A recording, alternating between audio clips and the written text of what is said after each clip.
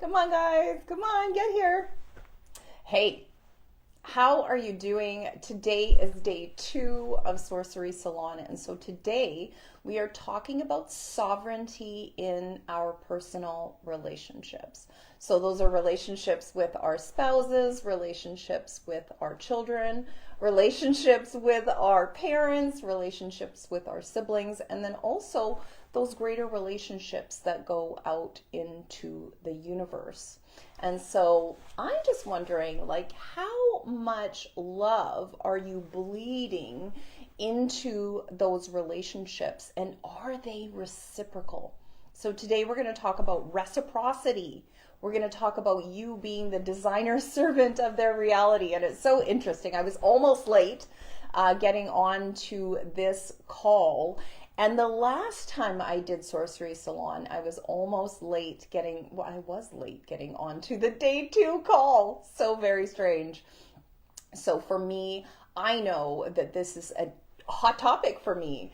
And I would say a lot of people, especially if you are energetically tapped in, if you're empathic, if you're psychic, if you're just really, really tapped in and tuned on and a lover, then, you know, these sovereign relationships can be difficult for you because people catch you. They're like, oh my God, she's so good. He's so good. He like picks up everything that I need. He takes care of everything that I need, or she takes care of everything that I need. And yeah, that can feel really good. To provide that energy for somebody can feel just so juicy. However, I would love to talk to you about overgiving. I would love to talk to you about reciprocity. So we're going to go live every day for the next 8 days and talk about the 9 elements of the Sorceress of Success, which is my signature program. Also, you get to hear me, you get to see me, and you get to tap into my energy and feel like, is this person for me? Can I learn from this person? If you're looking for a coaching container for this year to grow your life, grow your business, grow your sovereignty and your freedom, then I would definitely love to talk to you. So is it boundaries? Is it that they're narcissists? Is it that you were captured? I really don't know, you guys. It's so interesting. I was having a really great conversation with a friend of mine. I came across this expert on narcissism on YouTube, and I forwarded her the video. And it's just this beautiful man, and he's talking about narcissism, and then he's also talking about you being a decent human being. And that was a part of the conversation that I wanted to have with you today, is that, you know, to be in a relationship with someone and have it not work out for you, in many cases, it's not because you are a flawed human being. It's not because you're unlovable. It's not because your demands are too much. And I would say for many, many years, I thought that that was actually true, that I was too demanding. However, I have a ton of energy. I can take care of a lot of things. In human design, I'm a manifesting generator, and they are the ultimate multitasker. And so having a lot of things on the agenda, you know, having a business, having children, having a relationship, you know, like having multiple real estate properties, having multiple businesses is something that a manifesting generator can definitely do. However, reciprocity, guys. Do you even know what reciprocity is? Like, what does reciprocity look like for you? What does it feel like? What does it sound like? And can you actually receive reciprocity? Is that something that's available for you? And so my definition of reciprocity is, if when you think of the infinity loop, that sideways 8, the infinity loop, you're doing your part of the infinity loop. You're not doing their part of the infinity loop. And so when I was talking to my friend, I was saying to her, like, think about, so you're having a holiday and you've invited everybody over for dinner and you're setting the table And it's the beautiful table where you like get out the like chargers and, you know, have the good china and you have the good silverware and you have the good crystal. And, you know, you've ordered flowers, and so you have your flower centerpiece, and you have some more other little centerpieces, and you might like put some glitzy things out on the table and some candles and all of that. So this is your vision for your life, is the glitzy table. And so you're trying to enroll people in the process of the glitzy table, but they can't do it. And so you're looking and you're like, oh, wow, this person can't do the glitzy table. They're like looking for me to do all of the things that would create the glitzy table.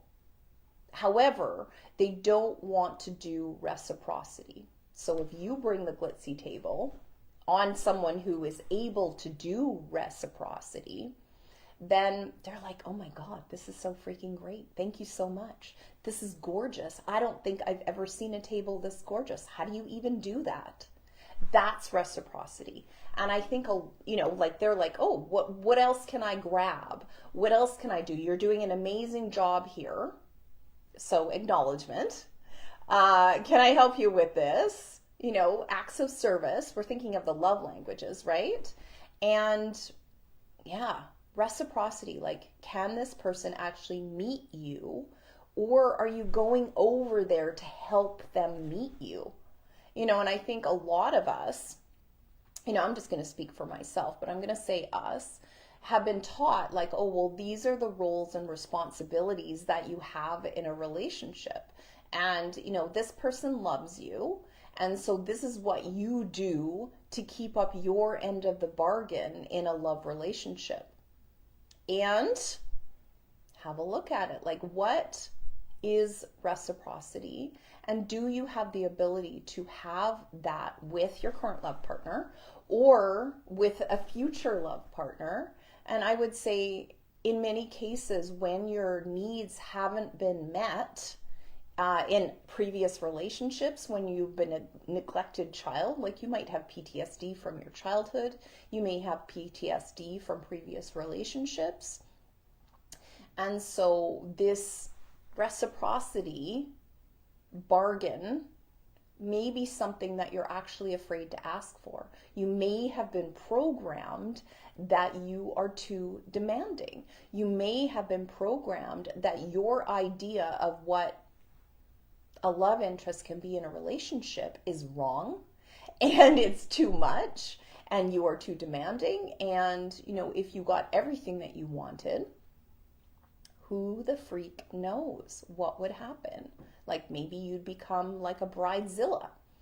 And I don't know. I kind of want to sit with that. I want to call bullshit on the idea that you can be too demanding in a relationship. If you are the type of person that works with me, and you know, these videos are encoded, like the consciousness field, the universe encodes these videos so that you can specifically find them. And so if you're watching my stuff, there is a message from my stuff for you. Now, whether you're ready for it right now, maybe you might be. You might have been watching my stuff for 2 or 3 years, and you're like, okay, yes, at the beginning, Jennifer, the stuff that you were talking about was challenging for me. I could only watch 10 minutes of your video, and then I had to shut it off because it was triggering. Like, yes. I do that. And I don't even worry about it anymore, you guys. I just don't. I'm like, when people are ready to work with me, they're ready to work with me. And when they're not ready to work with me, they're not ready to work with me. And so think about that for yourself, you guys. The reciprocity in your personal relationships, the reciprocity in your business relationships. Like for me, an ideal client is always somebody who's willing to do the work. Now, how quickly they're willing to do the work and how much of the work that they're willing to do is up to them. And, you know, I don't push my clients any faster than they can go ever. And, you know, sometimes they make a quantum leap every week for like months, and then they need to slow down and they need to actually celebrate those quantum leaps and go into the entomology of the quantum leaps. Like, why did this quantum leap work better than any of the other ones?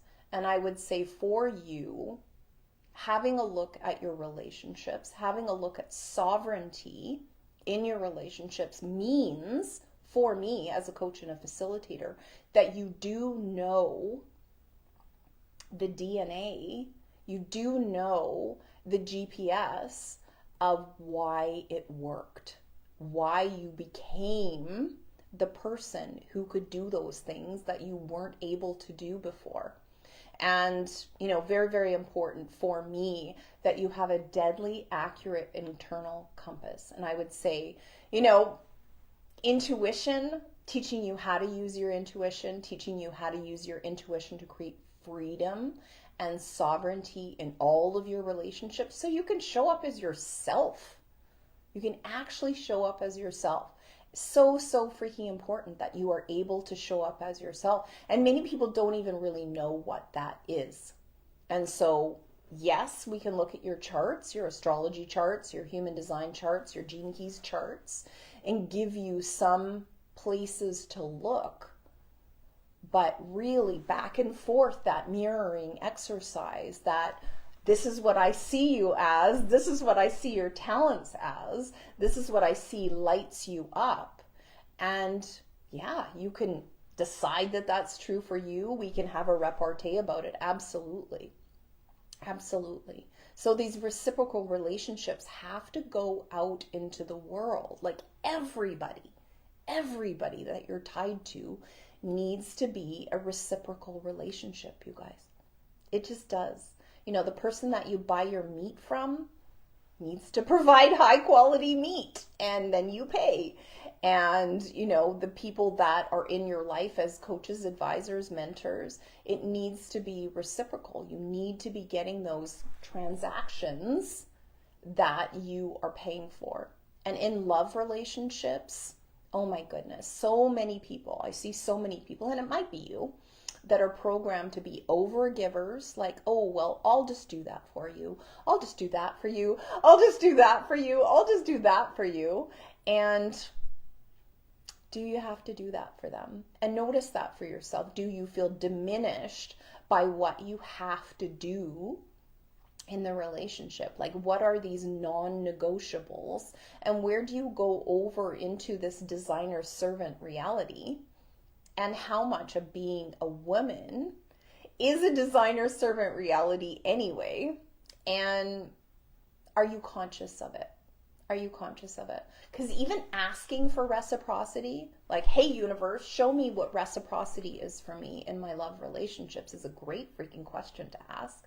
Show me what reciprocity looks like, feels like, smells like, sounds like, tastes like. Bring me somebody who wants to be as aware, as helpful, as contributory. Think about all of the things that you do in a relationship that you feel are loving. Like, maybe write a list of like 100 things that are loving in a relationship. Like your expression of love. Now, it was so funny. I was talking to my girlfriend, and as I was getting out of my relationship, I was so forward thinking in my relationship and so careful with my extended family that when I broke up with my ex-husband, I had already bought his mom her birthday present. I had already bought his sister-in-law her birthday present, and then I'm like stuck with these birthday presents. So, I just gave it to him. But think about that for yourself. Like, maybe you're over-delivering. And so if you pull back, does that feel true for you? Or do you just find some more people that can be reciprocity for you? Because there will be a training process. Like, if you are committed to staying in your love relationship, absolutely, highly recommend that. And if we can infuse that relationship with so much more joy, so much more play, so much more flirting, so much more reciprocity, and then also notice the places and spaces where your partner is bringing you what they consider loving in the relationship.